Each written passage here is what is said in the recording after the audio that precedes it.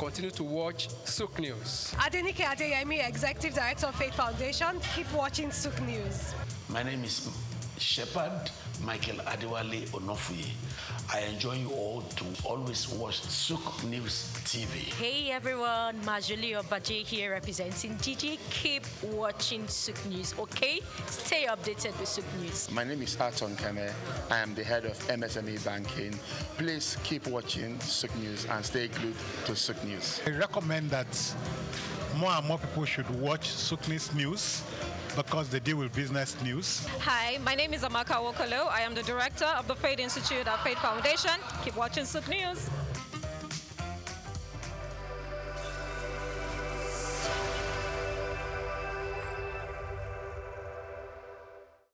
From Dubai to Lagos, Nigeria, and across the globe, SOUQ News TV is your #1 station focusing on business, economy, and development.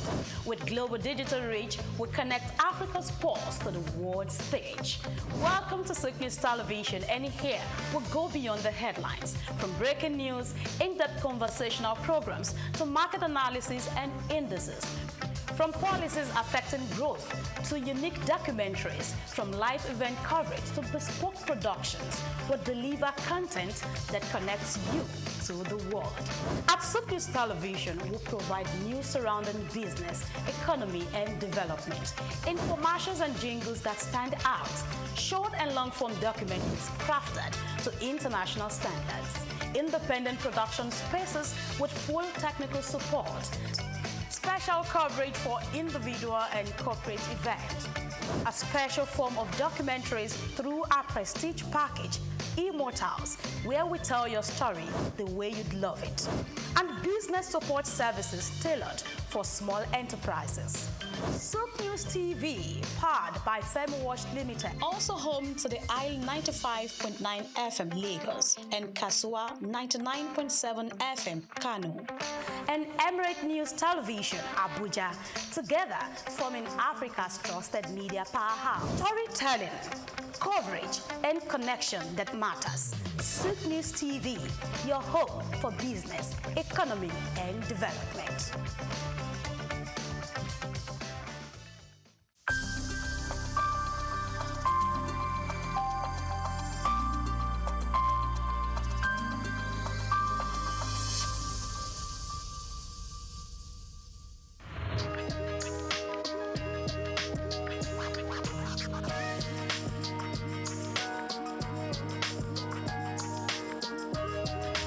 Well, thank you once again for inviting me over.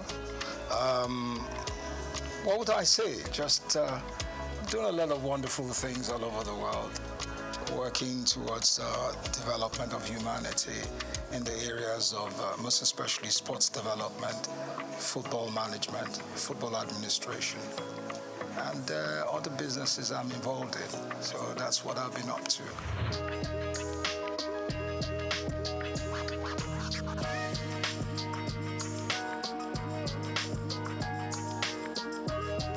Well, basically, the National Sports Commission is there to ensure that sports development is put in a proper perspective.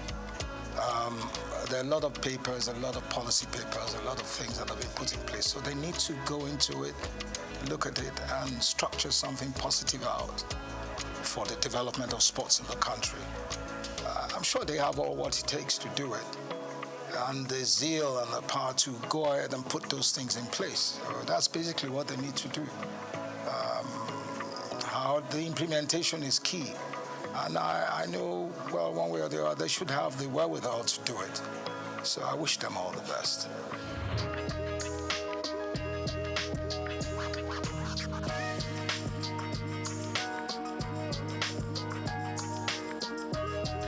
Well, you see, I don't like criticizing. I think I've gone away from areas of criticizing, but the standard of the league is very poor, and they have to put all efforts together to improve on the league.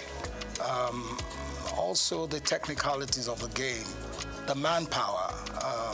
We have to, we're still doing what we practiced 15 to 10 years ago. So it's not changed. So all those things have to change. We have to go away from the mediocre ways of running the game and put in more investment in development of the game itself. In the clubs have to be, it's so sad that we in Nigeria prefer to watch the Premier League compared to the Nigerian Premier League. It's a sad story. I remember 40 years ago, you could go to the stadium and watch our local, amateur league, and there were standards. So there's no reason why we can't bring that back. It's the wherewithal, the willpower to do it, and the stem from, having to go away from the area of mediocrity, where we bring in professionalism. We have the people that can do it, without any doubt. But for the system to allow them come in and do those things is another question. How that is going to be done, we've talked about it for many years, but nothing has been done about it. I pray and I hope someday they'll put up the proper perspective and the willpower to do those things.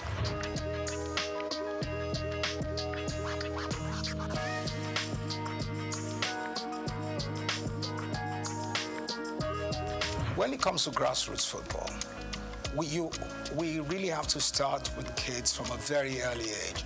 We must have we have to start with them from age 5 to 16, to 18, to 20. So you have to have a sequence, a system where you build around from the very younger ones, and you have a uniform structure. Number one, we have to identify the kind of football we want to play in Nigeria, our type of flow, our ethos, what we want to play. And then we can now imbibe that, put it in our kids from a very early age. So from age 5, you go under 5 to under 8, under 8 to under 12, under 12 to under 16, under 16 to under 18. You have those structures in place, and it's spread around the nation. Now, where it's not the under 5 or under 18 where you put a 20-year-old or 25-year-old. We have to have a system where those kids are registered and we can monitor them from a very early age. You understand me? Where we don't cheat, where we bring in the right age and we train them to perform at different age group levels. And going into from there and then going into the national sides, so we can start playing the under 10, under 15, or under 16, under 18. You understand me? So those structures have to be in place, which we don't have today. There must be uniformity. You understand? So if we can do that in the future, we will progress. But there must be a system in place. We must have coaches that have been trained to work with the kids from that very early age. And those coaches are trained within the system, within the Nigerian Football Federation, and then they're sent out to work with those children all over the nation. The football academies we have today are only out to sell players. You understand me? So what I'm saying here is where we have, I'm not saying academies shouldn't sell players or not. Those players in the academies, if we have uniformity, should be playing in the league. And then we must have a cap where we say, look, until a certain age, you can't leave the country. You must play in that league because we've invested in you. We've invested in those kids. So maybe they will have to play till they're 20 or 18 or 19, where they can now go out, you understand, to play abroad. But there must be a structure in place, and there must be laws guiding it. That's the only way we can excel.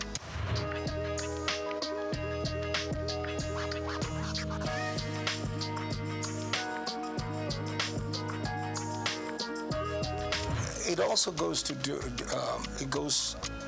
it also goes back to what I've been saying. The girls, the female team in Nigeria today, I believe the girls, I call them girls or ladies, are the ones that will ever win the World Cup first. Because they got the capacity, they got the women football, they can win the World Cup. They got what it takes. But then it now goes back to our attitude and the corruption in the system. You understand me? If you allow the other girls from a very early age develop, and you have the same system I'm talking about, that cap of under 5, under 8, under 10, and you structure and you do it continuously in uniformity, we will be world beaters. We will win the World Cup at any given time because the women have got the grit. They pick up very faster than our men. They tap the balls. They are more technically better, within that range. So, but it's for us to develop those things and to take away corruption.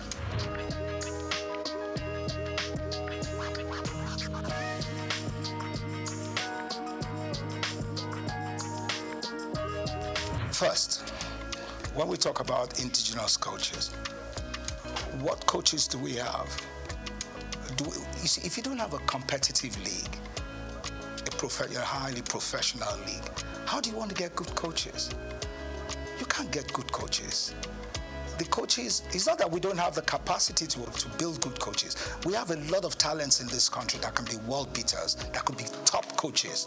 I talk to young stars. Young stars will talk to you about the technicality of the game. They're very bright. Even my son, when he talks to me about football, I think he knows the game better than I do today. The technicalities of the game, you understand me? The formations, how players play, back and forth. It's because you've given them the exposure. And we need to give our young stars that exposure. We need to develop them. That's what we're not doing. We have to invest in them. But for now, we have not done that. And what we're doing today is those bunch of coaches we have are not good enough to run the national team at that level of competition. I have one or two of them in America that are sound, they're there. But how many of them can you bring into the system? You understand me? Our local coaches, we need National Institute of Sports. Now, please, let's forget about the National Institute of Sports. That I use a word has been alamalized. That's a very poor system. It has nothing. We have nothing there. I'm serious. I'm not running anything. Our National Sports Institute is a disgrace. So we shouldn't be talking about that. Yeah.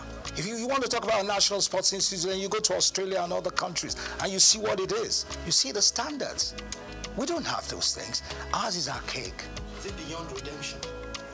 There's nothing beyond redemption. It can be, we can work on it. We can develop it.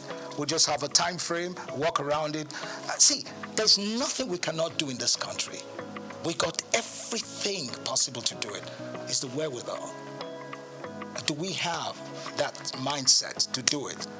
Are we ready for it? Those are the things we have to look at. Or do we want to continue with our mediocrity?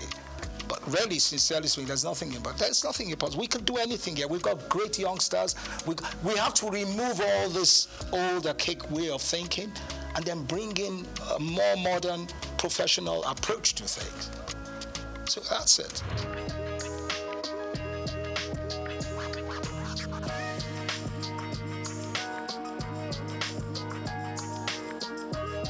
The media is one of the most corrupt anyway, I'm sorry to say. The sports media and all that, the sports writers.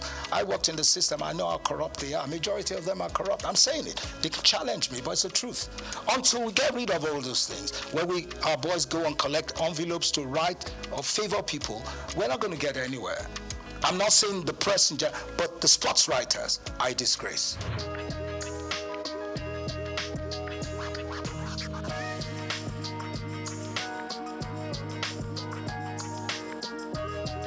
See, the supporters club is not going to do anything or develop football. This is just to travel, get things. Oh, it's fine. It's good to have fans. But what has that got to do with football development? Nothing. Supporters club is not going to do anything. They're playing their own politics. You understand me? They want to travel. That's it. Travel around the world, do things. But is that part of football development? That is not football development. So let's leave that aside. We're talking about the professional, the technicalities, what it takes to develop national sides or a proper league. Then the supporters club has nothing to do with it. Do you see, how many people do you see at stadiums in Nigeria instead of watching football? Scanty, there's nothing. It's not like in the days where in the 70s or even in the 60s, if you're going to play a game at 4:45 in the afternoon, the stadium is full to capacity. At 11 in the morning. You don't have that anymore. So what are we talking about supporters club? Is there a way we can bring that back, that passion Yeah, if you build a league that has the quality, the professionalism, and all the standards are put in place, then you can bring them back. Then you can bring the crowd back.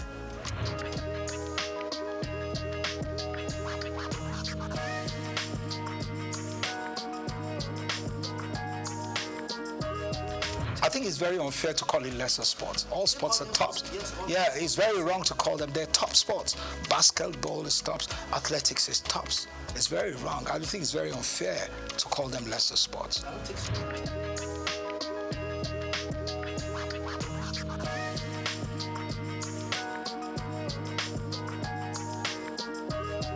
See, bottom line is the politics, the greed. You understand me? We have top talented basketball players all over the world. We can put them together. It's all about management. It's all about commitment. But you don't have those things there. It's about myself. It's all about self-aggrandization. What do I get from this? It's not about what do we do to build these teams or these athletes to be world beaters. Do you understand me? So you're not going to get anything out of it. You will never. It's the bottom line. You'll never ever get anything. So you'll always have factions. You'll always have people fighting. Why do you fight for what? If you can collectively come together to build a system, a structure for basketball, for example, because the girls are tops, they can perform, they can do far better than where they are today. I always tell you, the female teams in Nigeria will always excel in athletics, in basketball and all that. Our male are a bit arrogant and clunky in doing things, but the ladies are always more committed. They've got what it takes, but they need good management. It's not that the men can't do it too, the men can do it, but it all also evolves with good management. Taking away politics, taking away greed, not a situation where a coach is collecting money from a player to put a player in the team, or a member of the football association fighting for their children or family to play in the national team, or a member of government is asking someone to put their kids in the team. No, that's not it. Where is the nationalism? Where's that patriotism? Patriotism.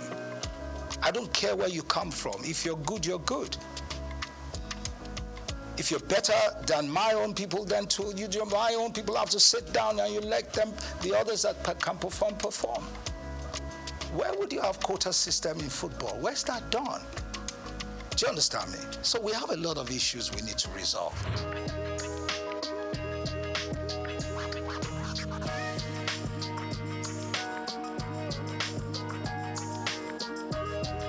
Well, what do you expect? The athletes themselves are far more successful and far more exposed than the administrators. So the administrators obviously are always envious of those ones, and they make life difficult for them. Do you understand me? Where you have people that are not competent enough running a system, people that are not exposed, that haven't got the professional ethics to run the thing, that's what you get. Then the greed aspect, which is a standard norm for us in this country. Greed. Where people believe athletics is only, you being a member of the Athletics Federation is all about traveling. You understand me? He wants to travel, she wants to travel. She wants to be in the, what do you call them, in the group of people that are going away. See, you can never get no results.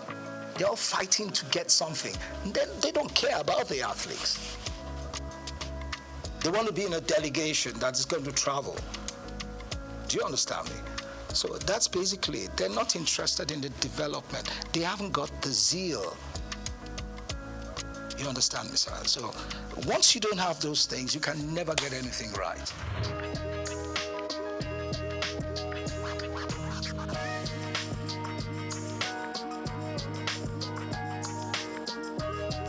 Yeah, the private sector is one.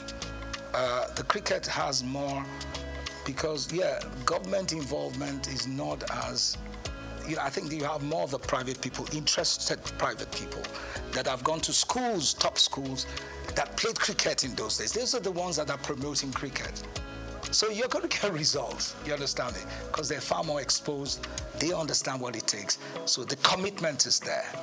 They're using their own funds to push, to develop the game. You understand sports. So that's why cricket is picking up.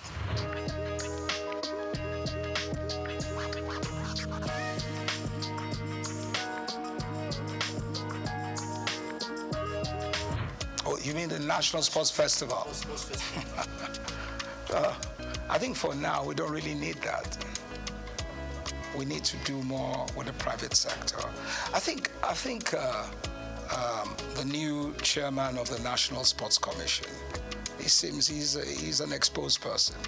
I think he's got to sit right and see how he can profile solutions to these things and change the course of. He's got what it takes to do it. He just has to come out of that shell, come out of that darkness. I'll call it darkness, and come into real light. I think he has it.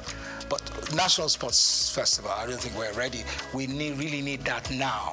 We need to do more with youth development programs.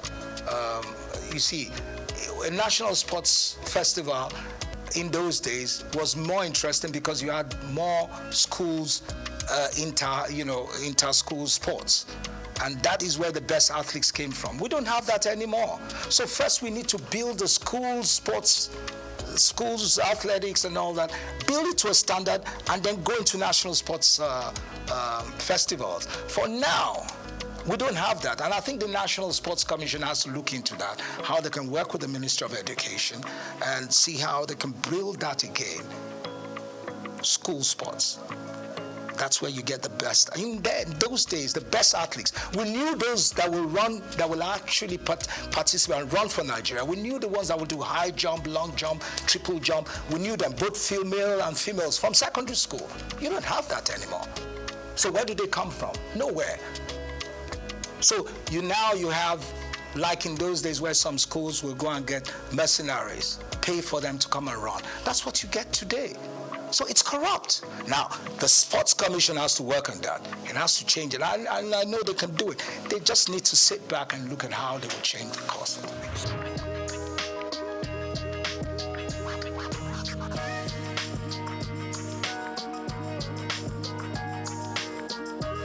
If you want to unite Nigeria with good sports, then you got to give them good results, good teams that can perform.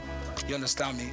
In the process of winning competitions, or they have a team, or they have teams that have got the quality that can move the nation, then you unite. Everybody wants to watch good football. Everybody wants to see a great athlete running. You want to see a good high jumper performing at the best. When you see that, it draws everybody together. If you have a good national team that plays excellent football, look, in Nigeria, when you look at our team, the 94 team, we were the 5th in world ranking. You were talking about ranking, which I don't really. When we really had a good ranking, we were number 5 in the world. The 94 team was number 5. The World Cup 94, we were rated as the 5th best team in the world. And you look at the style of football we played. We developed our own style of football, took it to the world, and we were respected. We don't do that anymore. We have to have an identity. You understand me? Our footballers are not the best. We're good, we're very athletic, we're strong, we're physical.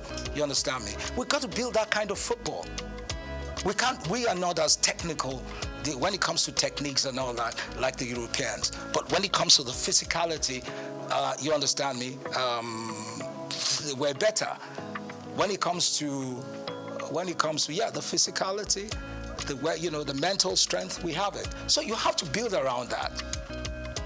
You're putting a bit of technical things there, but the main issues is we got to have the muscles, the strength to run any team down. That's the kind of football we should play. We're playing lazy football now. We have to play what we played then, where we run any team down. We can play 2-3 hours non-stop. We never get tired. We don't have that anymore. We can't even string passes. We can't play 2 against 4, 3 against. We don't do it anymore. We're lazy. It's not only the coach. Yeah, the coach and then the association, the federation. They don't have a vision. You have to know what you want to present to the world. It's like any other top team in the world. In Real Madrid, Barcelona, they have their own type ethos, their own style of football. And this is what they sell to the world. We don't even know what we're doing. We have to have what it takes to sell to the world. This is what we want to do. This is how we can perform. This is the style we're going to play. And that style we believe in. And then we build the youngsters from very early to play that same type of football. We have the manual that we can work with. Uniformity. Simple. That's it.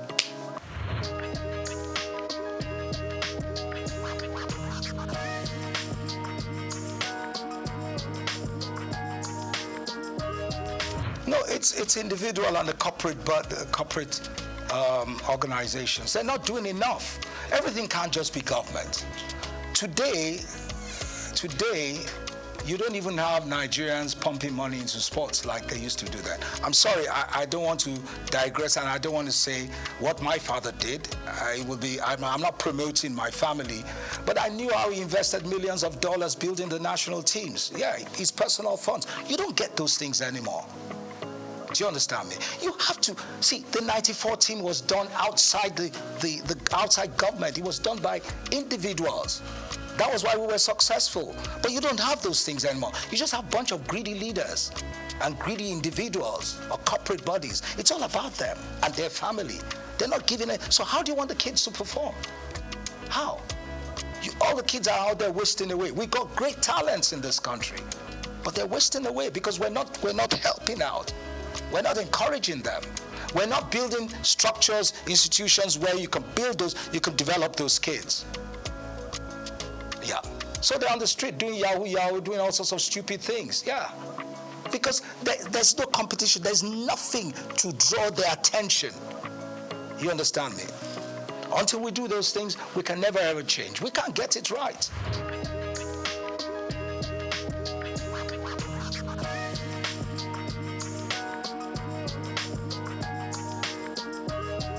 Yeah, well, for me, I don't see any difference for me, whatever you give to the female teams, you also give to the senior, to men.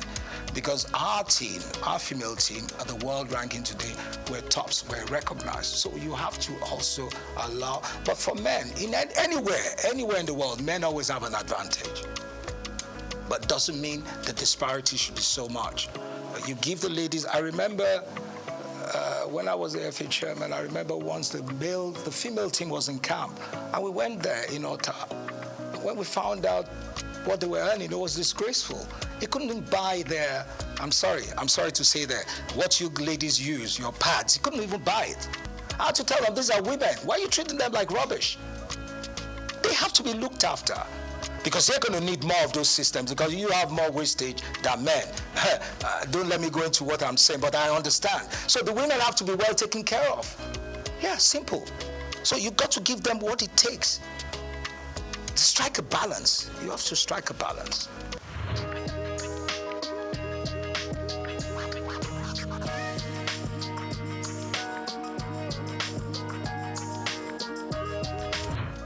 Solutions I'm going to give you, I can't give you a straight off head, right? But really, since first, we have to get rid of greed.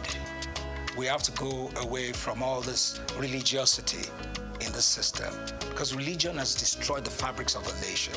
See, being a Christian or a Muslim or whatever doesn't mean you got to cheat people or lie to people or not show love. You understand me? Or the religious, when I come to religion, the churches, the institutions we have today are not developing education. There must be uniformity in education. They're not developing education. Education is key. But you know what we have today? Half-baked educated youths. Half-baked. And that's the worst you can ever have. And that is key in anything we do. First, to have good leaders, well structured. In Germany, in Europe, and now the kids that go to the best universities, some kids are developed, they're built up to be top civil servants. So they go to Oxford, they go to Cambridge, they become top politicians. Then you have the ones that will become big and top engineers and they go to certain universities. All those things are structured. We had it before in the past. It's gone. We've got to find the way. It's not about just giving licenses to universities. for me, the foundation, education, is very key. When you have half-baked youths and you have half-baked leaders that haven't got that structure in place, that proper education, they can never excel. What are you going to tell them? They will never get it right. So that's very key. Now, when you talk about policies, who are the ones that are going to put the policy papers together if they're half-baked? Because you need policy papers, you need to have a better understanding of your environment, of the society. You have to have a better understanding of how the society will grow. So if you don't have that in mind, you can never develop. So you need those things to make the nation change. I'm just giving it in a nutshell.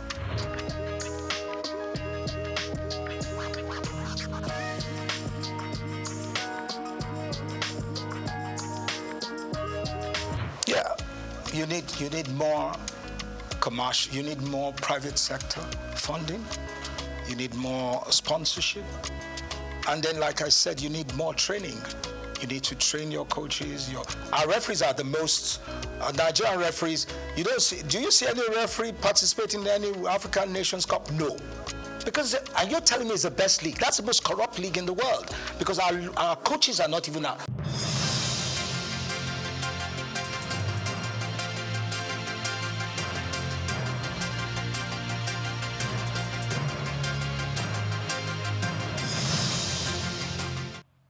A very good morning to you and welcome to SOUQ News Television. I am Olumide Shukra.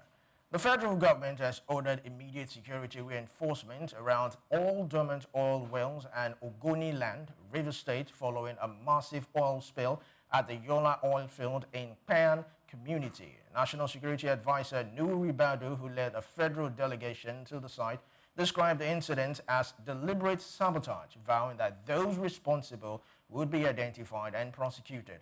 Ribaudo said the affected well had been inactive for over 30 years and confirmed the spill had been contained, with recovery and damage assessment ongoing. He added that security agencies have been deployed to inactive oil sites to prevent future attacks, while NNPC and environmental authorities begin asset integrity checks and remediation to safeguard community livelihoods and national assets. The Association of Local Governments of Nigeria and the National Union of Local Government Employees have endorsed President Bola Tinubu's plan to enforce direct deduction of local government funds from the Federation account, warning that an executive order may follow if governors fail to comply. President Tinubu's position is anchored on the July 11, 2024 Supreme Court judgment, which declared it's unconstitutional for states to retain or manage council funds and upheld full financial autonomy for local government. Despite the ruling, findings show that 7.43 trillion naira meant for 774 local councils between July 2024 and December 2025 continued to pass through the state government via the joint local government account. Algon and Notch leaders said enforcing direct allocations will strengthen grassroots governance, improve workers' welfare, and ensure accountability, even as reactions from states remain mixed over readiness to implement the Supreme Court verdict. Now, Dangote Petroleum Refinery has launched a nationwide toll-free hotline, 0800-123-5264, for Nigerians to report MRS Oil Nigeria PLC filling stations selling petrol above the approved pump price of 739 naira per litre. Now, the refinery said the move follows its nationwide rollout of petrol at the regulated price aimed at reducing fuel cost and improving price stability, especially during the festive period. Now, the refinery urged consumers not to buy petrol above the approved price and encourage prompt reporting of violations to promote transparency and protect consumers. Dangote said it can sustain supply with a daily production capacity of about 50 million litres, warning marketers against creating artificial scarcity, while calling on regulators to enforce compliance nationwide. The United States Embassy has clarified that all visas issued before January 1st, 2026 remain valid, following Nigeria's inclusion among 15 countries placed under partial U.S. travel restrictions. The embassy said no visas issued before 12:01 a.m. Eastern Standard Time on January 1st, 2026 have been or will be revoked. Nigeria was listed over security concerns and visa overstay rates of 5.56% for visitor visas and 11.9% for students and exchange visas. The restrictions, which affect immigrant visas and non-immigrant categories such as visitor, student, and exchange visas, apply only to applicants outside the U.S. without valid visas as of the effective date, with exemptions for permanent residents, dual nationals, some U.S. government workers, and major sporting event participants. The United States Department of Homeland Security has launched a limited-time holiday program offering $3,000 and a free flight to undocumented migrants who voluntarily leave the country. Migrants who register through Customs and Border Protection Home app before year-end will also receive forgiveness and civil fines linked to overstaying. Now, the Department of Homeland Security said about 1.9 million migrants have self-deported since January 2025, with tens of thousands using the program. Homeland Security Secretary said warned that those who ignored the offer risk arrest, forced deportation, and permanent bans from returning to the United States.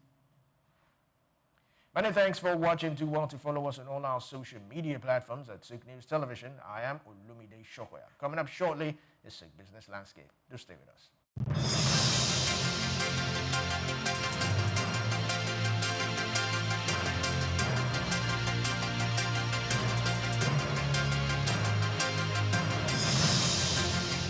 The National Assembly, in collaboration with the African Development Studies Center, ADSC, held a 5-day national capacity building workshop on treaties, agreements, and protocols for federal MDAs, with the theme, Enhancing Institutional Capacity for Effective Treaty Negotiation, Implementation, and Oversight in Nigeria.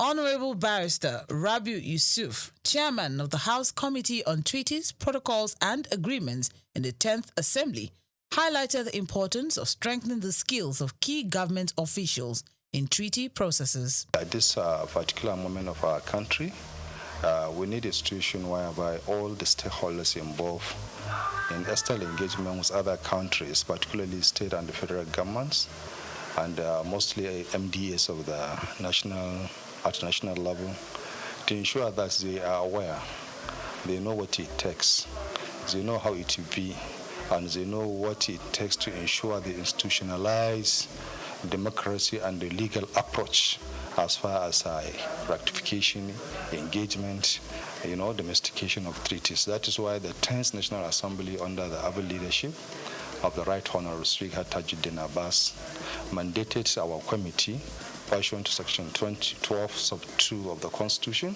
that we should reach out to all necessary stakeholders who are personally stakeholders on this engagement to ensure they know how it takes and they know how to execute it.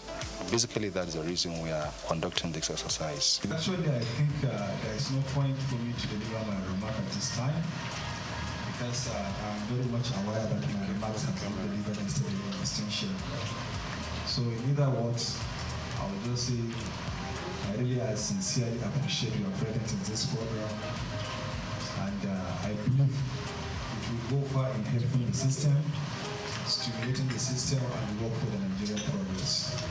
So I wish you a fruitful discussion and a successful outcome. Thank you very much. The major challenge, everybody is going silo, in the sense that we are not trying to bring ourselves into the same table to ensure that before you find any entity, be it state, local governments, or federal entity, as far as engagement is concerned with other outside worlds, you need to know there are provisions of the Constitution which you need to comply.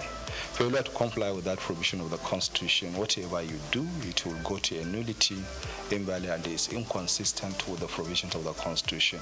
And to the extent of that inconsistency, it is null and void, and of no effect whatsoever. So we're trying to avoid this scenario whereby at national level or at international fora, Nigeria will be embarrassed because the stakeholders, the principal actors, they didn't even know what they are doing. So that is why we decided at this particular moment it is ripe and necessary to to ensure that we engage with unnecessary stakeholders. That is the basic reasons for engaging these activities. Actually, I recommend their effort to any other entity, because if you can see, most of them, they are legal luminaries. They know their audience, they know what they are doing. So I really appreciate, they did a very wonderful job. And I sincerely appreciate. That's the reason, main reason that I say I need to be here in Lagos, at least to supervise the happening in Lagos, and I'm impressed. You know, engagement with outside world it is two ways. It is going to be either bilateral or multilateral. So with this kind of workshop or with this kind of discourse, we believe the principal actors will now know what it takes to enter a treaty. And if they comply with what they are taught in this session, if they advise their principal when they go back to their respective MDA on the right way to go, I believe most of the treaties will be legally binding in Nigeria, provided they follow the procedure laid down by the Constitution. The future is bright. And the future, you know, we will ensure in the future that all the treaties, all the agreements, all the international protocols are being observed to the latter, are being protected and enforced as it is enshrined in the Constitution. And with this kind of workshop, we believe we will create a series of avenues whereby we will engage other parties, other necessary stakeholders. We just set the ball rolling, and we will be there, inshallah. Also sharing insights on the workshop, the clerk of the House Committee on Treaties, Protocols and Agreements discussed the value of the training in improving the understanding and application of international agreements across MDAs.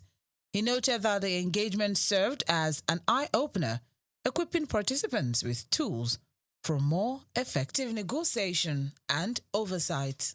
I'm a Nigerian, I'm a citizen of Nigeria, and I want Nigeria to benefit from its interaction with the international community, and it starts from things like this.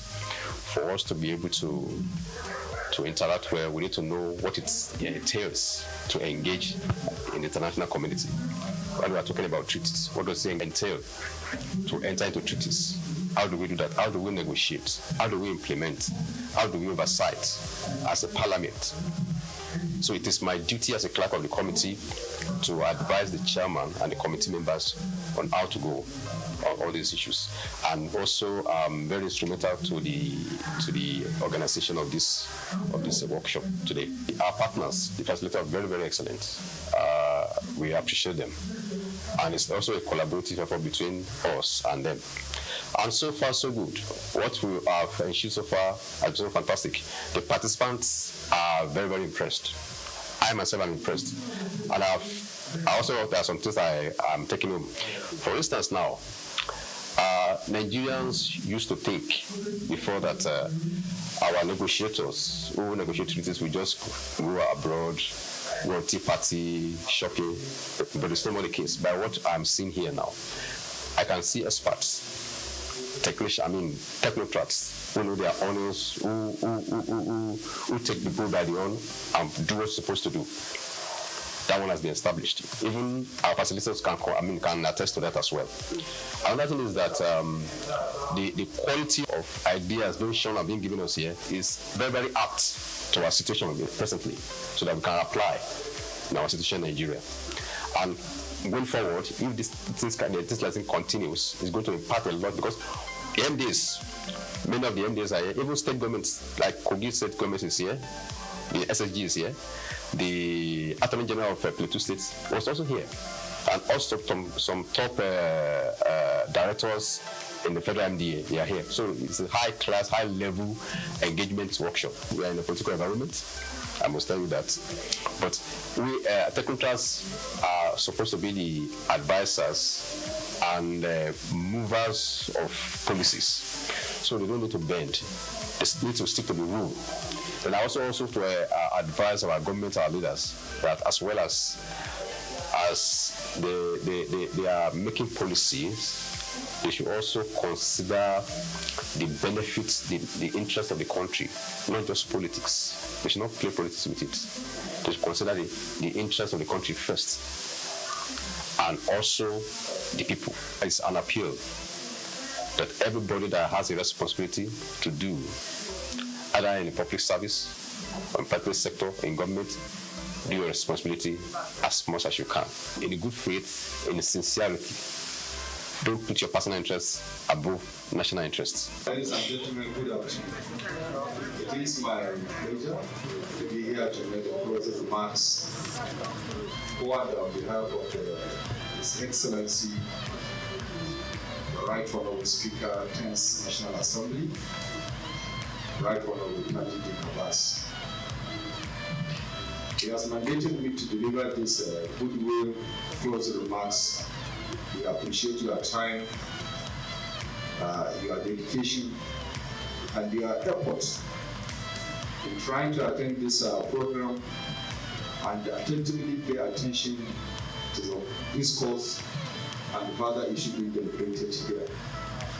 And it is believed that this message you have learned here, or what you have learned here, will be passed towards your chief executive officers, and at the same time you will guide them achieving the necessary mandates in deciding issues of treaties, obligation of treaties, and what have you.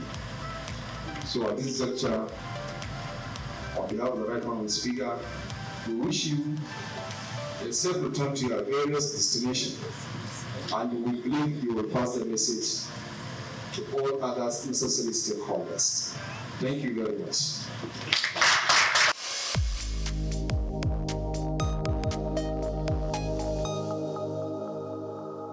In Africa, and there's one man who has consistently been a household name and index of reference in the business arena. The name Aliko Dangote apparently stands tall. The Africa's richest man clearly benchmarks success, wealth, and prosperity.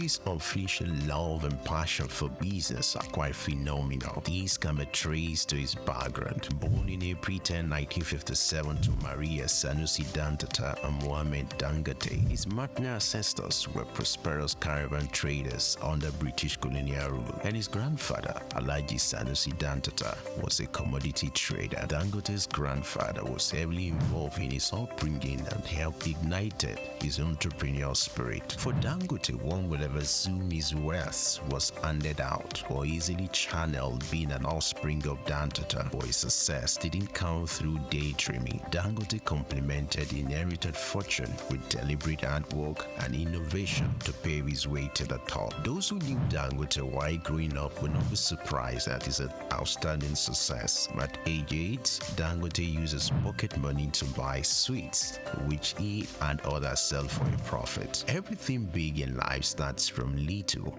Taking a clue from this, Dangote, from a seed loan of 500,000 obtained from his uncle, started business, which he traded commodities and business supplies, primarily cement. By 1981, his firm was successful that he had incorporated other businesses and established the Dangote Group. His empire extended to foodstuffs, including sugar, salt, wheat, cement, haulage, and other business concerns. Among his holdings were Dangote Industries, Dangote Bale Nigeria, Dangote Cement PLC, Benue Cement Company PLC, Dangote Sugar Refinery PLC, Dangote Flour Mills, and Nascent Ally Industries PLC. In addition to his holdings in Nigeria, the Dangote Group has operations in several other African countries. With these giant strides in the business arena, Dangote will forever be grateful to his grandfather for giving him wings to fly. According to Forbes, an American business magazine, Dangote remains the richest man in Africa with an estimated fortune of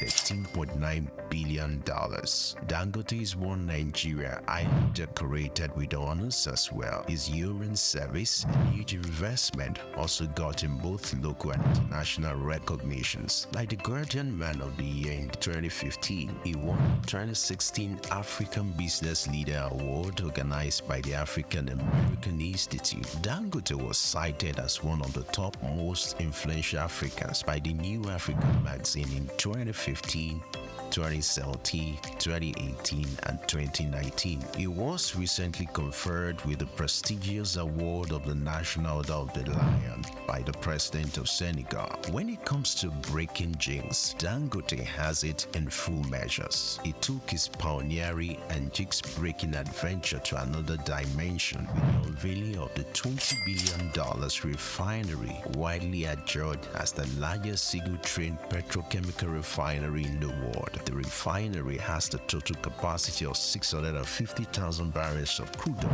per day and is expected to earn as much as $21 billion in annual income. Situated on 2,500 hectares site at the Lekki Free Trade Zone, Lagos, it is supplied with crude oil by the largest subsea pipeline infrastructure in the world. When fully in operation, the refinery will provide 135,000 permanent jobs in the region. When it comes to family life, Dangote seems to, however, prefer maintaining a low profile. He got married to Zainab in 1977 but divorced at an unknown date. He was later married to Maria Mohammed Rufai. Dangote has 3 daughters named Halima, Maria, Fatima, and he also adopted a son named Abdurrahman.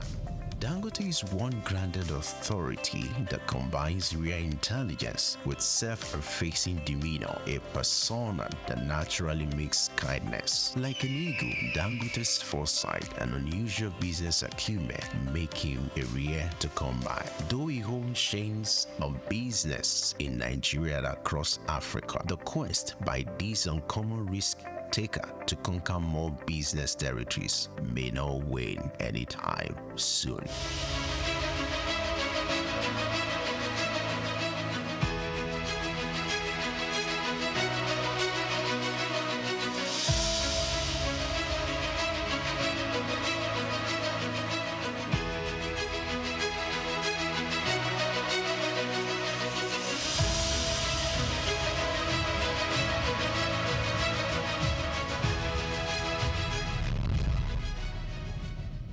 When Emeka talks about black gold, he isn't referring to oil. He buys it in sacks, not barrels. He sells it from a metal shack to customers in Lagos, Nigeria's commercial capital. Charcoal is big business in Africa. He says there's enough money in the charcoal trade to make the wealthy envious in several African countries. Charcoal has fueled Africa's urbanization. It is energy dense and difficult to regulate, much like the cities it powers. Despite concerns about pollution, deforestation, and illicit money flows, charcoal remains indispensable. In this special report, written by Bayo Olaoye, he explored the value of Africa's charcoal economy, estimated to be worth billions of dollars, and assesses its viability. Nearly 200 million Africans cook primarily with charcoal, including 27% of urban dwellers. That share has grown since 1960, replacing much of its previous reliance on firewood. If there's been an African energy transition, it has been from one type of wood fuel to another. Charcoal's appeal lies in its convenience. By weight, it contains nearly twice as much energy as the wood it's derived from, making it easier to transport and ideal for megacities with fragile infrastructure. In Kinshasa, a Congolese metropolis of 18 million people, almost everyone cooks with it. Never before have cities grown so large while relying so heavily on wood-based fuel. In rural Africa, tens of millions of people make charcoal using earth kilns, outnumbering the world's coal miners. The process involves heating wood under low oxygen conditions to remove moisture and volatile gases. Logs and branches are stacked in a pile, covered with grass and soil, and burned for several days. This yields 1 to 2 tons of charcoal from 10 tons of dry wood. The process emits more carbon than simply burning the wood. Much of the raw wood is free, harvested from farmers' own land or from forests. Many charcoal producers are farmers selling to traders when in need of cash. Others are entrepreneurs who bring in work teams, distribute chainsaws, and pay off landowners or local chiefs. Locals often complain about outsiders cutting down their trees. In Kenya and Uganda, vigilantes have even attacked charcoal trucks. Africa's charcoal trade is estimated to be worth tens of billions of dollars, possibly more than the continent earns from cocoa or coffee. The money trail often leads to soldiers or government officials. The United Nations Security Council banned charcoal exports from Somalia because jihadists were earning millions by exporting it to the Gulf, where shisha smokers prize the aroma of acacia wood. Charcoal production leaves destruction in its wake. In Mozambique's Mabalane district, 2/3 of the woodland was affected by charcoal harvesting in the decade leading to 2018, according to one study. To mitigate the damage, governments oscillate between legalizing the trade through licensing and forest management and banning it outright. Sudden bans, however, often fuel a black market. Enforcement becomes a chaotic negotiation involving traders, officials, police, soldiers, and local communities. Lorry drivers move at night and pay bribes to checkpoints. In Uganda, where charcoal production is banned, it's smuggled across the border and transported under official seals from South Sudan. Other policies promote clean cooking. Liquid petroleum gas, LPG, which burns cleaner than charcoal, is exempted from VAT in Kenya. Some companies have introduced metered gas canisters so consumers can pay as they go, easing upfront costs. Today, more than half of urban Kenyans use LPG as their main cooking fuel. Bond Manufacturing, a company known for efficient stoves, has stopped selling its charcoal models and now promotes electric stoves subsidized by carbon credits.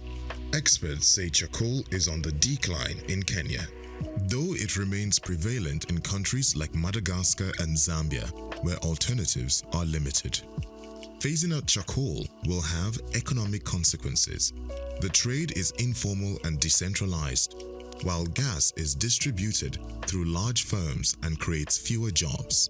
Charcoal provides roughly 275 workdays per terajoule consumed, compared with 95 for electricity and 15 for LPG.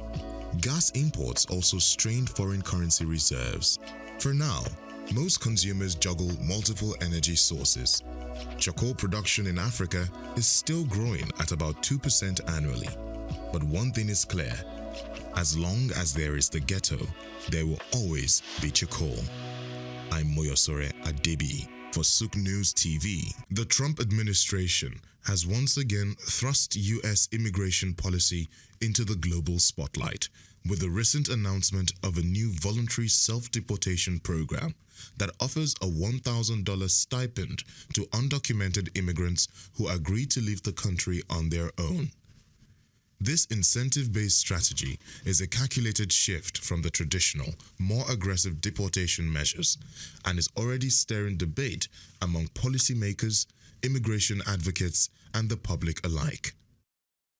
The program, introduced in early May 2025, is being implemented by the U.S. Department of Homeland Security. It allows undocumented migrants to register for voluntary departure using the CBP-1 app, after which they will receive a government-funded flight and a $1,000 stipend upon confirmation of their exit. Homeland Security officials argue that this move is designed to save taxpayers significant amounts of money. According to data provided by the DHS, a forced deportation process costs the government an average of $17,121 per individual. In contrast, the stipend program is seen as a cost-effective alternative that also reduces the strain on overcrowded detention centers and court dockets. This new measure is a part of a broader, intensified effort by the Trump administration to curb illegal immigration and tighten control over the U.S. southern border. Since returning to power, President Trump has reinstated several policies from his first term while introducing new ones aimed at deterring undocumented migrants. Deportation numbers have surged, with nearly 66,000 individuals removed from the U.S. within the first 100 days of his new term. Family detention centers, once heavily criticized for their impact on children, have been brought back into operation, while legal aid for unaccompanied minors have seen severe cuts. These developments come at a time when the United States is experiencing a historic high in its foreign-born population. As of 2023, nearly 47.8 million immigrants were residing in the U.S., with an estimated 11 million of them undocumented. Many of these individuals have lived in the country for over a decade, raising families and contributing to the economy. Immigrants, regardless of status, are a vital part of the U.S. labor force, contributing billions in taxes and significantly... Take Nigeria because it's the mind that needs to first of all be rebranded. Idris said he's going to be putting Nigerian labor, Nigeria content and materials first. If you say Nigeria first and it is just us down here that, are pushing that agenda, it's going to be a big struggle. Do you think Nigerian firms, Nigerian organizations should start looking at getting their staff involved in this market or buying to keep for their staff? Within this side, let's also learn citizen diplomacy. See something. This is SOUQ business landscape.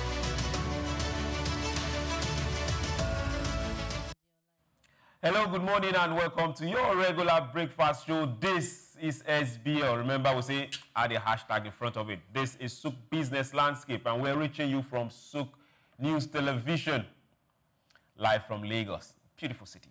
Yes, my name is SOUQ, John Rogers SOUQ. On SBL today, we'll be looking at the market. The Nigerian stock market is on the rise. Again, the end of the year is not smiling. So, hey, people are still investing, making profits, and business is good. We'll also take you to what's happening as the year is ending. We don't have fuel scarcity. People are wondering, yes, for the first time in a very, very long time, we have fuel everywhere, and it's cheap, unlike what it used to be before, though. This is good news. Then we'll also tell you what's happening outside this country. The U.S. is telling Nigerians, hey, after January 1st, we'll have some restrictions on visa. China is saying, okay, we are going to put tariff on some other goods, and we will talk business on SOUQ Business Landscape. I'm not alone on this table today. I have two very beautiful people, and they've joined us on the show today. Your Excellencies, join me as I welcome for the first time this week, back from leave. Beautiful one. Swift, how you doing? Good morning, Mr. Chooks. It wasn't really a leave. It was just 3 days. 3 days. You said like just so, 3 days. I'm serious. So I'm used to. Can I get one out of the 3 days? Can I tell you, I'm used to doing the leave of 2-3 weeks, where I fly out of the country, I stay on a yacht, I have a good time with my friends, but we just had 3 days. So, and it was more like I had things planned, so it was not even a leave per se. But I know you missed me. Okay, you can't hide it. Good morning, Nigeria. Good morning, Africa. Good morning, world. They say to succeed, you must test time and you must push yourself beyond limits. Welcome to SBL today, where we plan to push ourselves towards the limits. And of course, it's the season of giving. So make sure you give somebody something wonderful today. Okay, while Swift is preparing what to give to us after the 3 days, Your Excellencies, please also join me and welcome. Toby is here and he's live. Good morning. Good morning, Mr. Chooks. Good morning, Swift. Good morning. Good morning, everyone. Thanks for joining us at SBL today. It's going to be an amazing one. And let me be the first to wish you Merry Christmas. I don't understand. I don't understand. Why are you jumping gun here? By the way, we should call him Barista. You know, there's an artist called Barista, but he is the real Barista lawyer. Yes, they are both dripping in their awesomeness. That's nice for the show today. Yes, let's get straight to the first gist on the blog. It has to do with NGS, the Nigerian Stock Exchange. Now, they opened the week strong and investors made a beautiful gain, 257 billion naira. The Nigerian exchange began the week on a very bullish note, with investors recording a gain of 257 billion. Now, this was driven by buying interest in key stocks. Monday's trading saw the total market capitalization climb to 97.2 trillion. Good. reflecting renewed investor confidence. Now, this came despite relatively quiet activity last week. And the NGX All-Share Index rose by 401.69 points to close at 152,459.07 points, extending the bull's recent positive momentum. Now, the market performance marks a one-week gain of 2.02%, a four-week rise of 6.16%, and an impressive year-to-date return of 48.12%, underscoring sustained investor optimism heading into the final trading section of the year, which is this particular week. The Nigerian exchange has really lived beyond expectation for those that were thinking things were not going to be that rosy for 2025. Yes, yeah. It's been good. Yeah. Now, for those that are wondering, one of major stocks and major industries that really took off as of this particular Monday to Tuesday trading was aluminium extrusion industry, gained 9.72%. International energy insurance, we keep saying it, prepare, 9.69%. Meko Industry 9.64%, and Royal Exchange PLC 9.6%. The insurance companies are not smiling. And next year, 2026, is more like the year of insurance. Yeah. Thanks to what's coming up and happening in tax. Where are you going to bank? At the end of the day, you know, when you look at what 2026 is going to bring, I feel like a lot of Nigerians are still, it's like we're looking, 2026 right now in Nigeria is the one, it sounds like 2020 at the time when Obasanjo, is this 2020? Yeah, Vision 2020. Yeah. So there's a hike in expectation for 2026. Now with the stock market, we've seen investors really pushing to be at the top. Everyone is trying to give room for new investors, for international investors. Even I'm seeing a lot of fintech apps now doing a lot of awareness with regards to stock, because that's like the next oil. We want to be away from just oil discussion. We want to see more in our corporate firms. And this is also has given an alert to the corporate governance improvements with regards to stock. Everyone is trying to tighten their policies, the legal structure of companies. I feel like they are working tirelessly, just like the marketing team as well, to trying to see how, because if you are doing so well, then be rest assured that there's so many legal implications that can hold you if you don't, so it's an interesting one. And with the tax reform and the implementation of the new tax law in 2026, sectors like the insurance companies need to expand beyond just the basics of just issue and insurance. They want to be involved now in the big games. And personally, we were talking earlier, and you did mention that we should all go get our, look into insurance companies. And I think they are the go-to for me. That's where I'll be banking if I want to look into stocks for 2026. Okay, while you're looking at the insurance companies, you mentioned something, and it has to do with opening up the market. Yeah. With the fintechs that we have right now. Before now, earlier on, years back, if you needed to buy a particular share or buy a stock or trade, you have to go through somebody that will get that done for you. But right now, things are changing and changing very, very fast. Not foreign companies, but Nigerian fintech companies. How exciting and what prospect do you see coming in the future?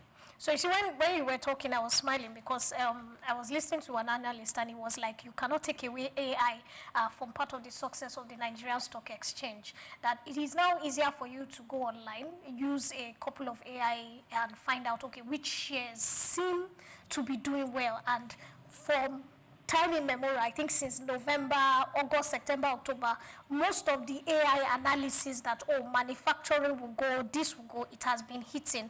As of November, a lot of people were afraid that December, the shares were going to go down a bit, because people were afraid that what used to happen before, where stakeholders do this capital profit sharing, was going to bring down the shares. But that did not happen this year. Reason why? It happened a bit. It happened for some. But for those who were working with capital projects, like manufacturing, like the old Dangote Cement, BU Foods, that didn't affect. Because, like we said, it's a good thing the Nigerian Stock Exchange has sat into not just, you know, I'm sorry to use the word MTN shares dropped, because most of the time, those particular telecoms and all that, when they do profit sharing, there's a drop, then it starts to build. But when it comes to manufacturing, because they already have the capital, the funds are there, you already know that next year there must be funds to ride. So their stocks don't drop as badly as before. So instead, we saw a boost by December, which people had already analyzed there was going to be capital sharing. There was no boost.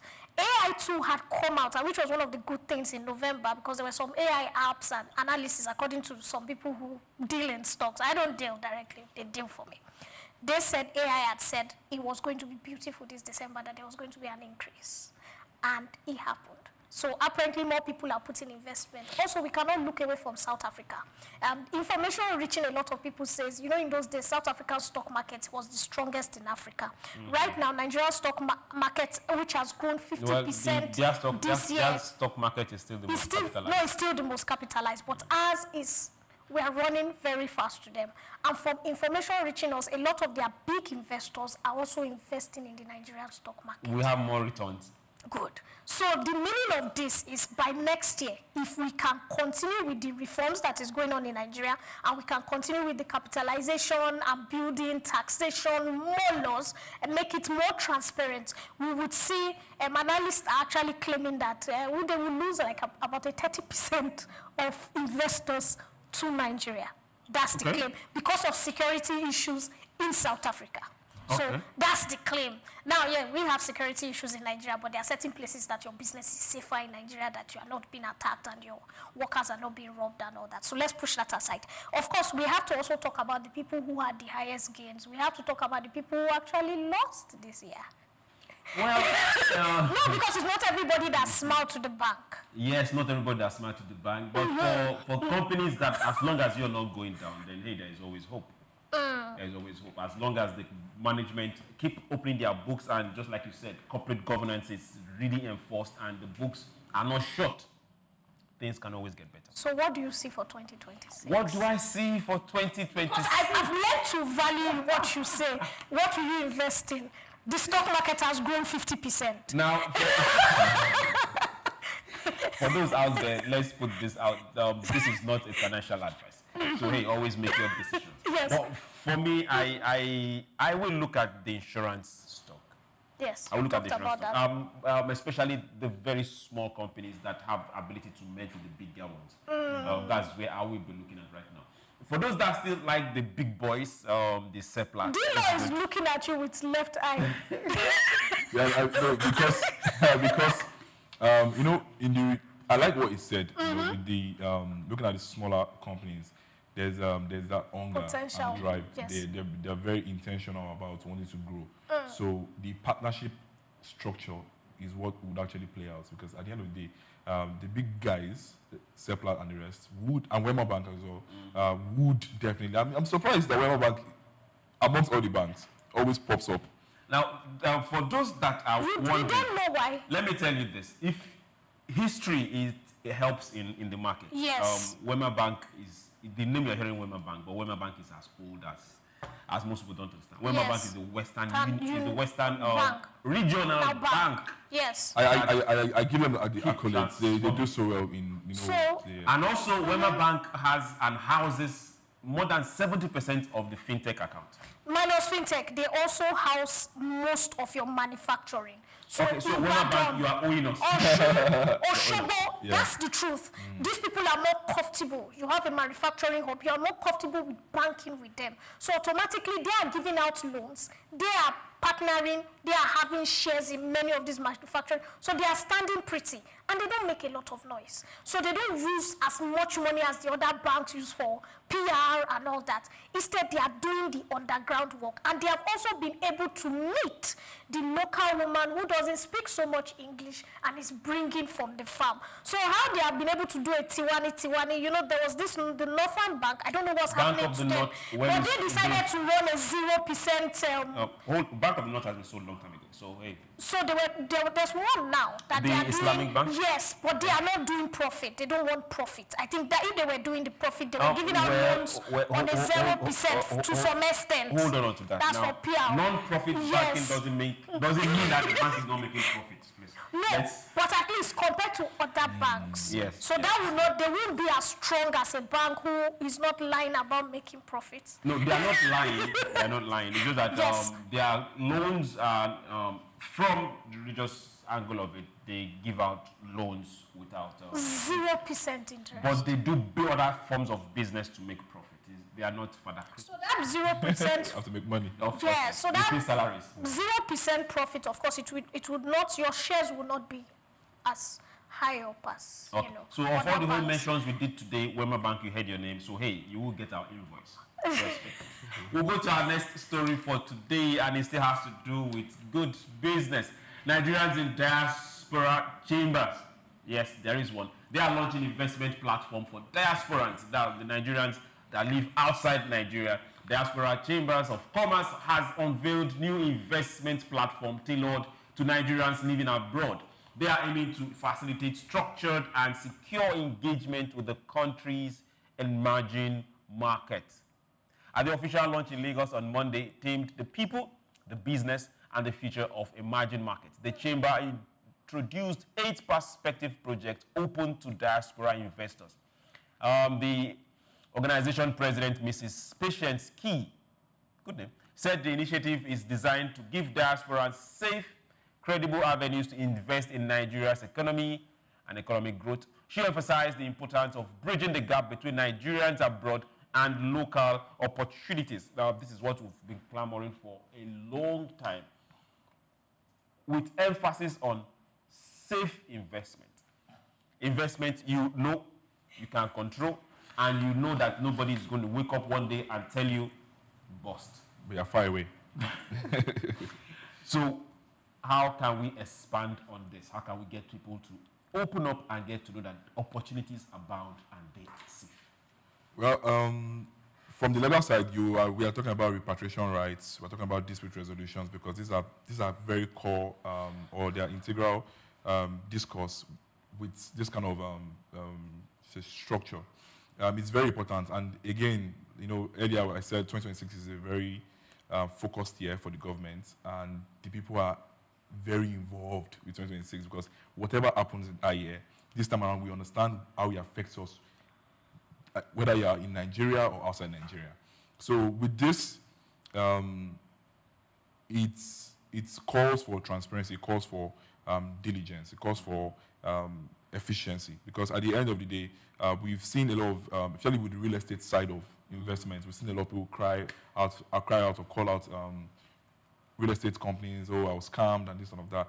So you would of course now begin to question, because if it's done right, then the government, at the end of the day, this is why I always call out for government policies. Yeah, policies and support. Don't just drop the policy.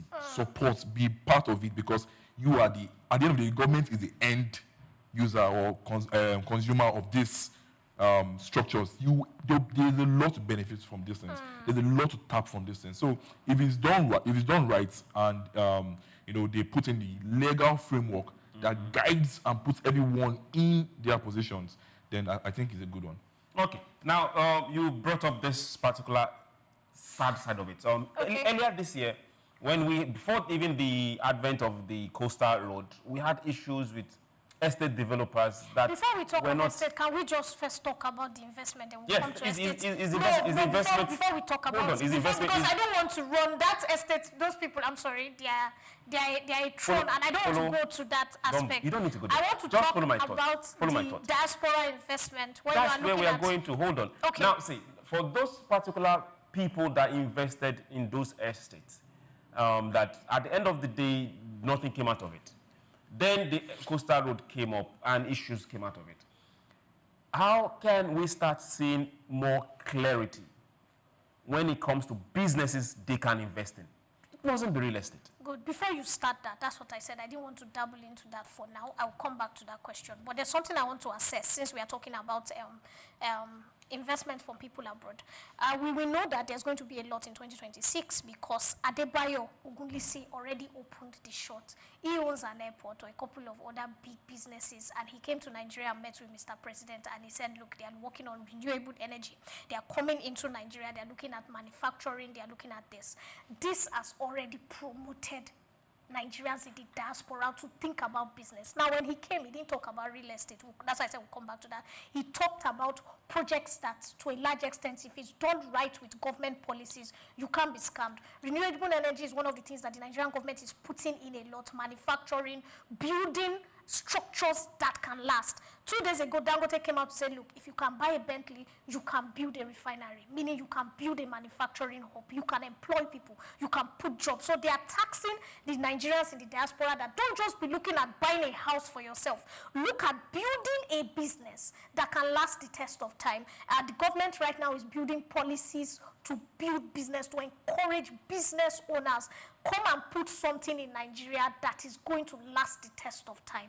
As for the houses, it is really very sad. I still feel bad. I think federal government needs to do more on their policies for real estate. I know there was a time I was able to anchor the real estate event. They have this event yearly when they talk about people. Apparently, so there's a body, and they are, I think it's ECOM or something, I don't know what it's called. They are registered. So if you are not part of it, they tell you that if you go and buy from anybody that is not part of that body, if anything comes up, there's a problem. But if they are part of the body, then the body can sit you down and, you know, walk around. And they had the privilege of having the Minister of Works come for that event. They had, of course, the commissioner in Lagos for housing was there. But then it was weird because one of the real estate people that was being dragged a year before for having over 1,000 people with lands that, you know, you buy a land in Agungi, and at the end, when it's time for you to collect the land, you find out it's after law school in Aja or Blackware. He was one of the presiding chairmen. And then I was asking somebody, although I was emceeing the event or I was part of the MC, I was being paid. I was saying, well, how are you going to fight this guy since he's here? It's just politics. But what we are trying to say is the government needs to do more on policies. They need to do more on real estate because a lot of people have been scammed. But what the Tinubu administration is trying to say is don't just look at buying a house for yourself. The Nigerian Stock Exchange is doing well, putting money here. We are building refineries, we are building projects, we are building manufacturing. And this organization, if you actually looked at their principle, they are also talking about coming to invest, not houses now, coming to invest in capital projects in Nigeria, things that will yield you dividends as you are abroad. Now, the good thing they are also doing in Nigeria, they have made banking seamless. So you can transfer dollar to Naira very easily. The tax officer has also come out to clarify that if it's a gift or it is for an investment, they are not going to tax you, that the only taxation is coming on salary, which is critical because at this point, people in the diaspora are getting scared. If I send money to my parents to build a house, if I send money to invest, are you going to tax out of it? So I send 10 million to invest, that means you're going to tax, you are taking out 500,000 or so. They were afraid. And this was important for them to come out and clarify this, that no, you are not going to be taxed from this. It is only what you earn that is going to be taxed. So we are looking at investment. Policies are good. Nigeria is looking better, at least like you said, we have not had fuel scarcity, but transportation still went up for December. I don't know why. My bus drivers and my brothers and sisters travel still have to pay almost twice the price, but it's fine. Everything can be fine when the money is leaving the pocket. Okay. Now, you should do something about it, the governor. Let's look at it from this other angle. Aside oil, aside other exportation that we do as a nation, one of the major foreign earners for us is diaspora remittance. Major, not just for Nigeria, for Africa. Yeah. Right now, we are going to a tax year, 2026.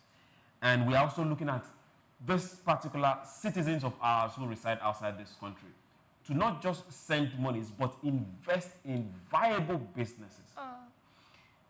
How are we going to start, or how are we going to start mitigating issues that we arise, because definitely it will arise, because we are just starting a new tax system, starting a new tax regime. So be it overzealous people, or be it things that we've not accounted for, or issues, how do we mitigate as fast as possible when these issues start arising from monies coming into this country for investment or personal use, because it will happen. So one of my biggest challenge with this question is the fact that we are already anticipating disputes.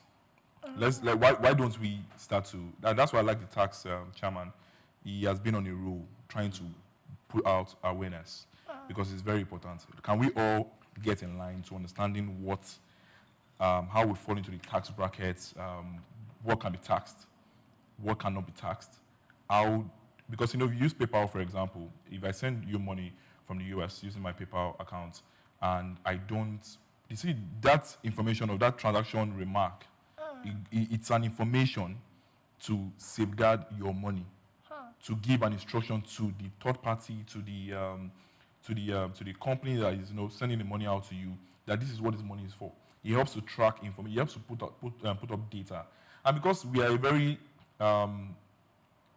allegedly nonchalant, nation when it comes to putting things right, we automatically build ourselves and our mindset for disputes.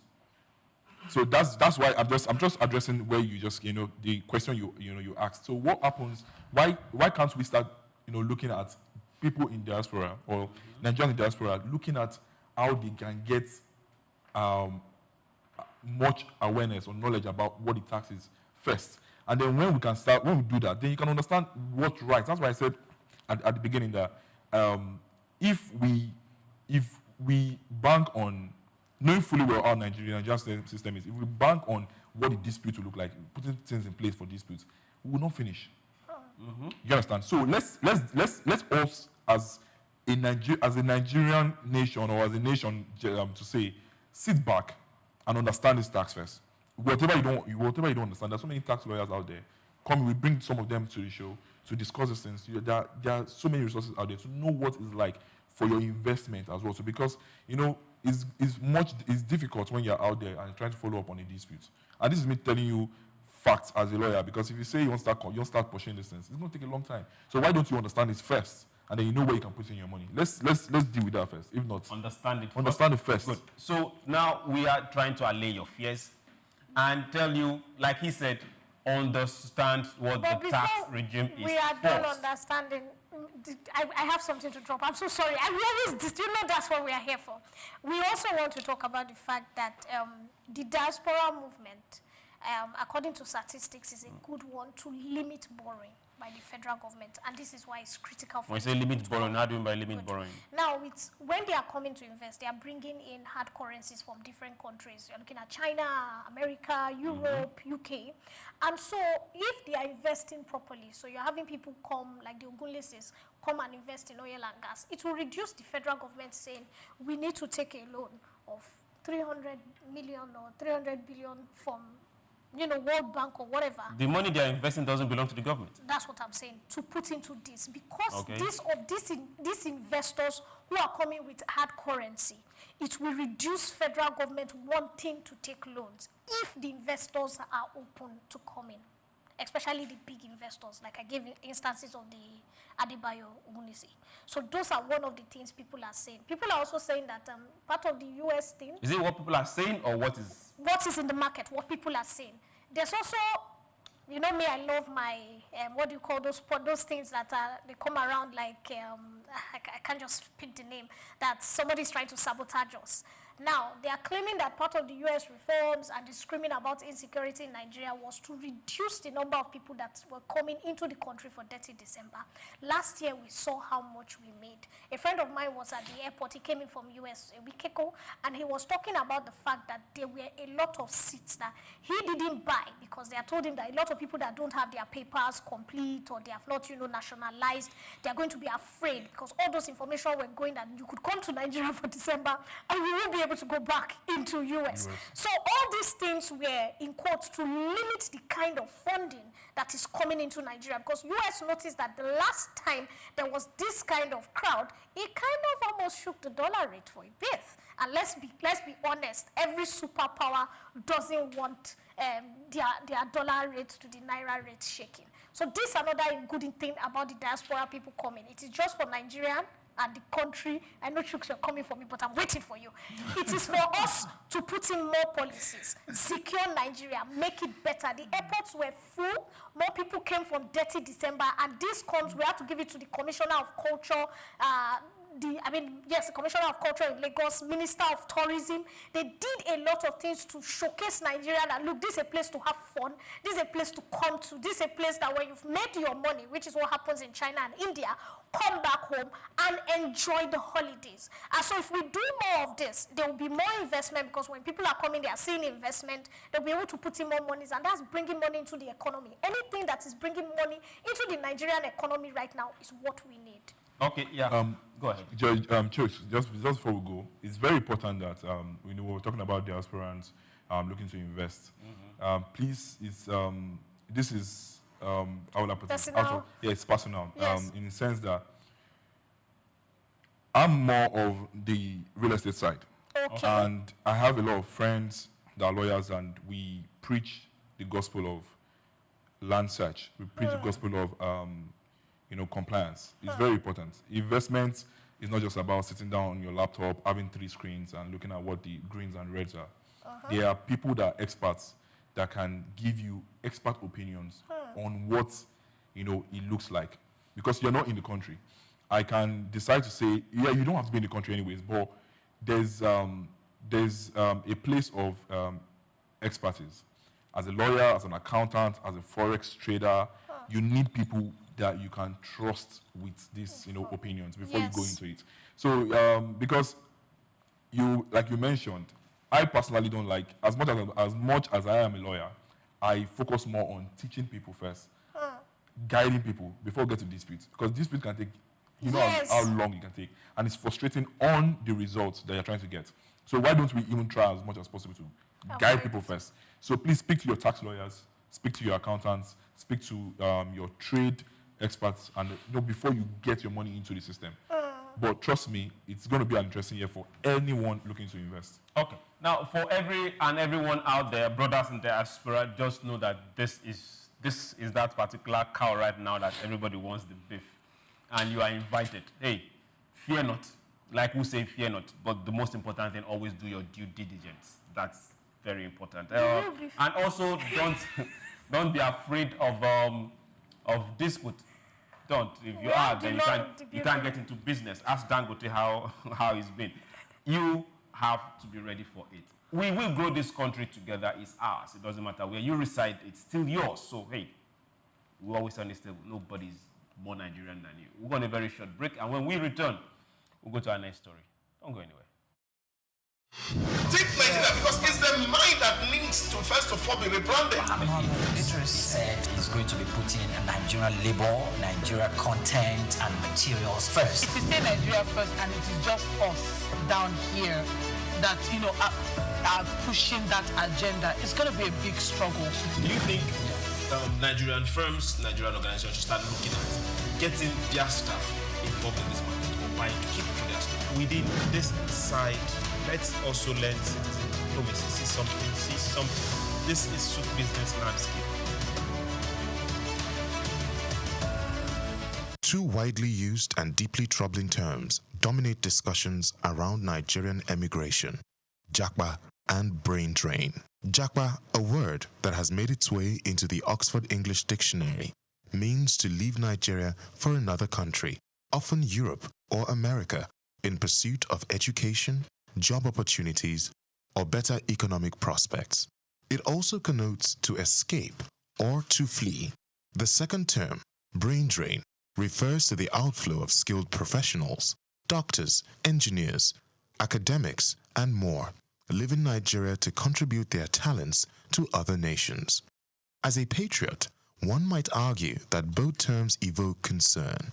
Japa is symptomatic of systemic failures that drive citizens away from their homeland instead of encouraging them to stay and push for reform.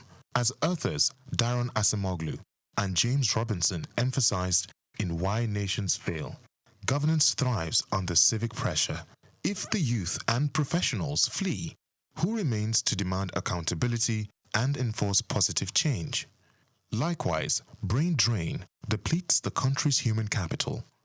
When Nigeria's best-trained professionals are developing other nations, the country is left with fewer hands to build its own future. However, this narrative is shifting.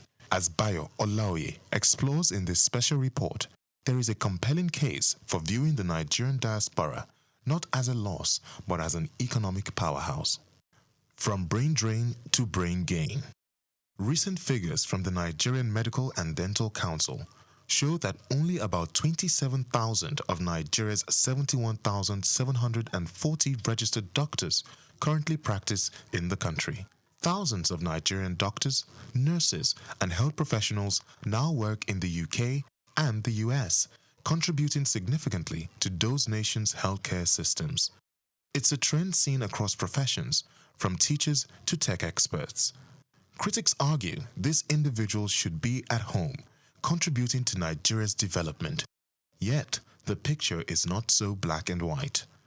According to World Bank economists Art Cray and David McKenzie, poverty can often be a function of where one lives. For many Nigerians, staying home may mean remaining trapped in poverty.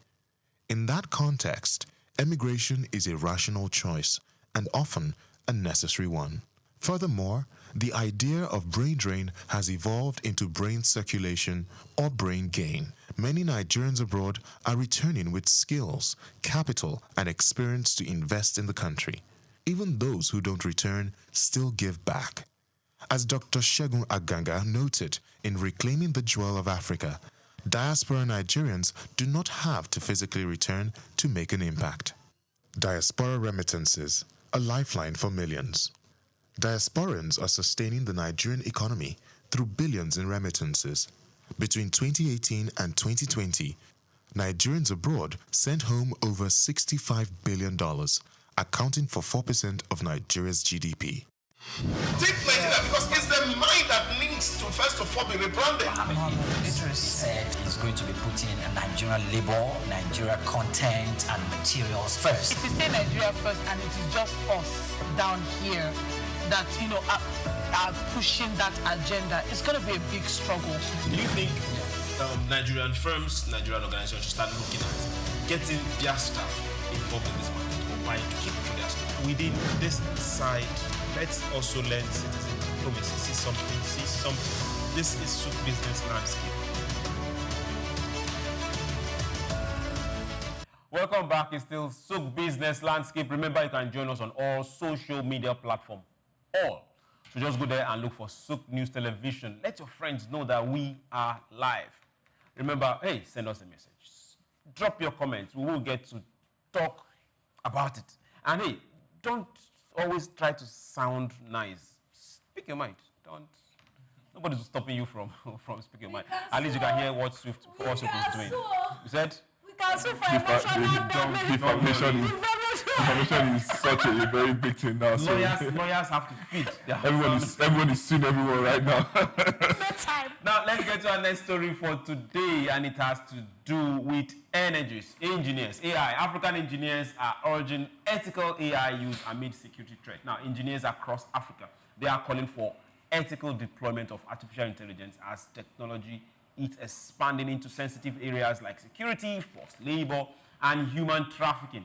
While AI has the potential to improve safety and surveillance, experts are stressing it must not violate privacy or fundamental human rights.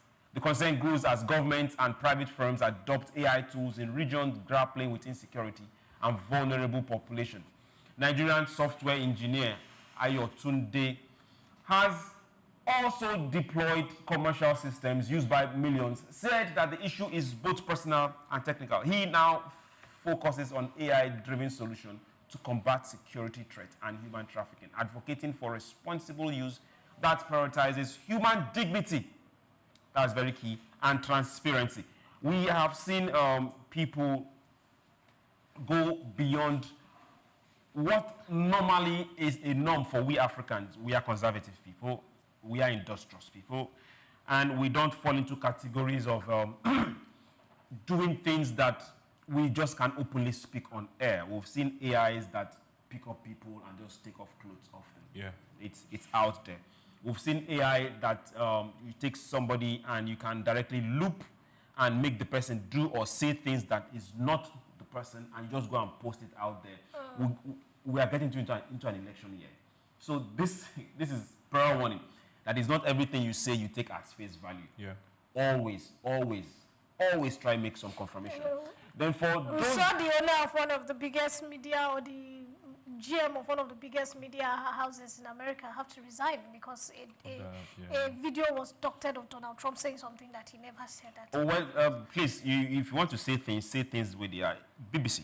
Why are we like this? Now, we are getting into an era of good, swift business. Now, I see what you did we need us as Africans, us as Nigerians, to really focus on the real deal. Breaking business deal. I'm not using AI for negative. It's quite interesting that people don't understand that AI is actually neutral.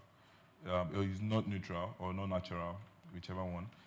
It's like a reflection of the designer's mindset, you know. Of course, and every now and then, if you go to a platform like Twitter, for example, people just you see AI designers consistently breaching or breaking constitutional rights. I mean, check Section 36. Some of the rights there, just breaching them. And again, it goes back to what I said before we get to disputes. Awareness is intelligently teaching people that these things are wrong. This is where the ethical structure needs to come in play. It's not just about getting the laptop and learning how to use AI. You need to start using AI the right way. Out of context, I know someone that did mention that we in Nigeria, we let the white man come into our country, use our juju to get inspiration, to do great things. But we on this side, and the great person I'm talking about is the person doing like this. And then we on this side, we use ours for evil. We use ours to oppress each other, to harass each other. This is not why AI is here. We need to start using AI tools, AI machines to develop our minds, develop our society. It's a reflection of who we are. So that's why there's a need for the cry out, for, there's a place for consent, there's a place for understanding the nitty-gritty of the tech space. At this point, just because everyone has access to it, and everyone can learn, can get a workshop and just learn how to use these things, it is not enough to just go out there and break or harass people. There's a constitution. Even if you look at the criminal code, the criminal law, and all of that, the constitution is very easy to read. It's like a Bible. Check it. You are breaching people's privacy, and that's where this ethical structure and framework is calling out for more consent frameworks, more data protection policies, so we can have a peaceful and livable environment. Okay, now let's also look at an issue that is always cropping up and staring us in the face, and that has to do with human trafficking. We've seen applications that have been able to convince people to embark on journeys that they never return. Yes. And AI is making it easier and easier by the day. And this set of people, I will use this particular one, deranged people, exploiting people that are not well informed to get into these journeys. How can government start tracking this particular recruitment exercises and recruitment apps? Okay, so Elon Musk was being interviewed, I think, a week ago, and he said that AI is one of the biggest dangers that is growing. In fact, he's more afraid of the danger of AI than nuclear weapons. And so a lot of people was like, for somebody who is so into tech, to make that kind of statement, he has made his billions. He's now the world's richest man. In fact, his money can't be created anymore. To make a statement like he's more afraid of AI development than nuclear weapons, because like Toby said, somebody can sit down without a secondary education or university education, get into AI, get on, apps, learn AI, and start to work with AI as if he was taught in a university. There's a good side, but the negative side is when people that don't have a professional calling, a professional body, you can't log them on anything, are so good with this tech. What do they do with it? How can they be tracked? How can they be traced? That's where the problem is. Recently, there was a finding that said that a lot of even the kidnappers were finding ways to block their signal. So in those days, the police it was very easy. Once you are arrested, a phone call is made, they can track where you are, they go and they do, the whole combat thing. But nowadays, these people are finding ways. They're finding ways to transfer money, take it offshore, that they can't be traced anymore, not even cash when they are trying to make it cashless because of the aid of AI. Like you said, what can be done? The only thing that can be done is, as every developer is developing an app to aid AI, you must also be building an app that can track what you have built and can bring it down when it's negative. So that should be the new thing. You must be troubleshooting, which is what they used to do back in the day in America. If you develop something, you must also develop something that can be a catalyst to stop it. Because if that doesn't happen, people will be able to get like what we saw in America, where a shooter was able to break the United States defense and a street away from White House. All the phone calls, they said, they had encrypted their phone calls. They had encrypted their conversations. So all these things are happening. I remember there was a time when I think the FBI or the MIA took Apple to court because Apple was refusing. They had this law that when you own a phone, you have a right in death or in life, and they would not give you information.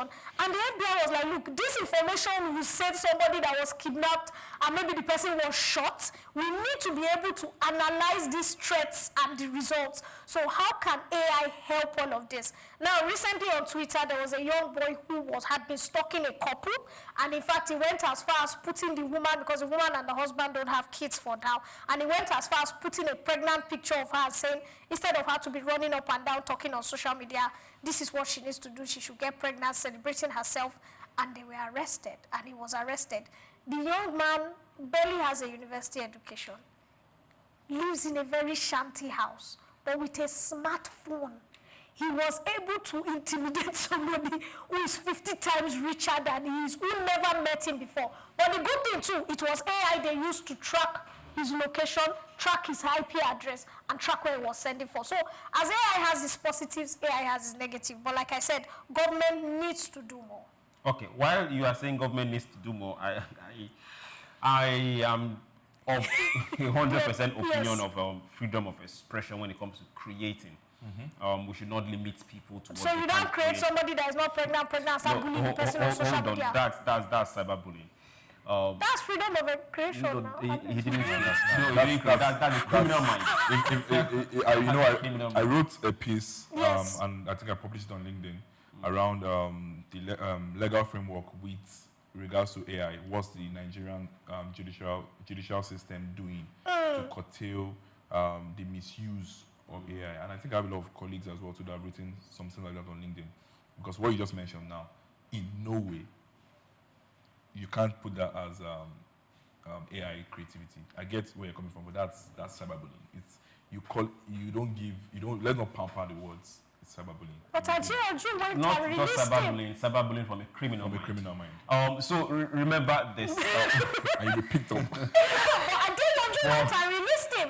And he said the boy was now being bullied by the couple because they have more money than he does. Now, this is what can happen. It's not difficult. Nigerian legal system will work for everybody that has gone against someone else's rights. Sue. And for everybody that wakes up and starts supporting the other person, come to court and defend what you're supporting. For those that are working and engaged in creative works around the tech or creating AI structures, always know this. Your creation can give life, and your creation can also cause harm.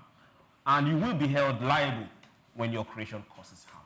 This, I think, should be entrenched in our laws.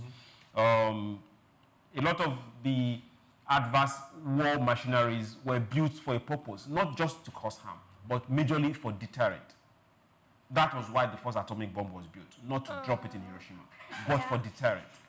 But right now, we have human minds that you can conceive evil. And hey, we hold ourselves accountable and responsible. We'll go to our next story, and it has to do with the economy. Now, Nigerian leather economy. Nigeria records 173 billion leather sector trade deficit amid pomo consumption. Now, for those that don't understand what we're talking about, pomo is a staple meal in Nigeria.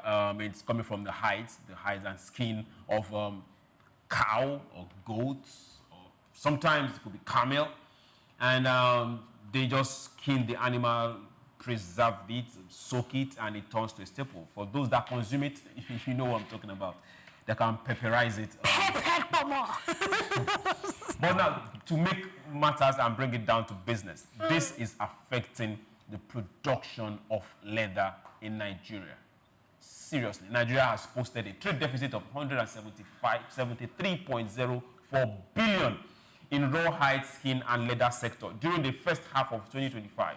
According to the National Bureau of Statistics, imports in the sector reached 190.02 billion.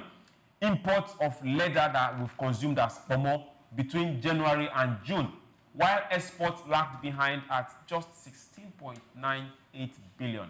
Stakeholders are blaming the deficit on insecurity, one, from banditry affecting livestock production, and a declining workforce, that's two. Then outdated tannery equipment and the widespread local consumption of hides and skin, popularly called pomo or cooked cow skin. Import data show a drop of 109.74 billion in the first quarter to 80.28 billion in the second quarter, a 36.71% decline. Now, despite this particular dip, the imbalance highlights structural challenges facing Nigeria's leather industry, which once was a major export earner. I still remember very well. Growing up, we were always shown the Kano pit, the Meduguri pit, where leather was being tanned. But right now, I think that has gone to the annals of history, thanks to our delight in consumption of pomo. No, it's insecurity. No. Please, let's face reality. Which of the insecurity? It is insecurity. Before the onset of this state of insecurity, our leather export has already dwindled. It was declining, yes, but it wasn't this bad. Now, there are reasons why, you see, when it was stated, let's stop facing me and you that like pomo, because pomo is going nowhere from my Hold on. Be specific. Don't say me and you. You and I, I'm a jack pomo here. Let's not go. This Christmas, we are going to hit pomo. Now, you see where the issue is. In certain countries, he's here already. In certain countries, you will be sued if you are seen picking any form of animal product, hide, skin, across the borders. But we are not moving it across the border. We kill in our house and have to jump the border. Moving across borders in Nigeria. It's majorly. It's saying pomo consumption is the problem is it's 40. It's 40. I think it's around. It has to do with the policy incoherence, and because you can't eat your Can I come in? Your strategy. Hold on. Let me now I am standing in the midst of the federal government talking to enthusiasts of pomo. Now there are major abattoirs in this country.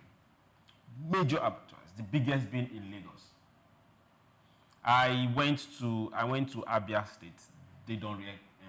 There's no animal farm in Abia State. Okay. So every single cattle head you see is imported, brought from good. Which is a problem. Which is definitely. Now, for that brief stay of studying that particular abattoir, not even a big one, not the big one in Umuahia, this is under local abattoir. In front of me, well over 50 herds went down.